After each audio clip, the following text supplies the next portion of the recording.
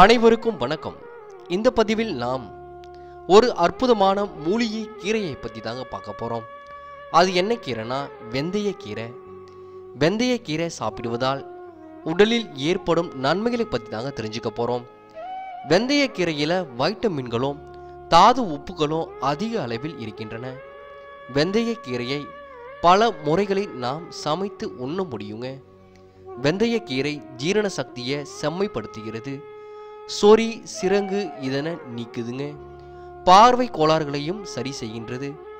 வெந்தயக்கீரையை நாம தொடர்ந்து சாப்பிட்டால் காச நோயும் குணமாவதாக கூறுகின்றனர். இந்த கீரை வயிற்று நோய்களையும் குணப்படுத்தக்கூடியதுங்க.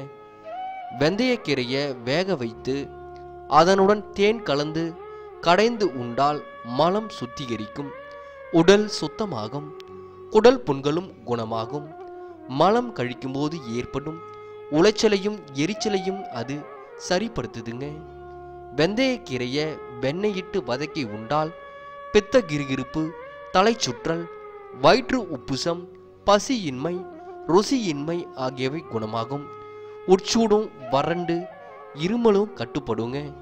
நீண்ட நேரம் அமர்ந்திருந்து வேலை செய்ய முடியாமல் இடுப்பு வலிப்பவர்கள் வெந்தயக்கீரையுடன் கோழி முட்டை மற்றும் தேங்காய் பால் சேர்த்து நெய்யில் வேக வைத்து உணவுடன் சேர்த்து வந்தீங்கன்னா இடுப்பு வலி நீங்கும்.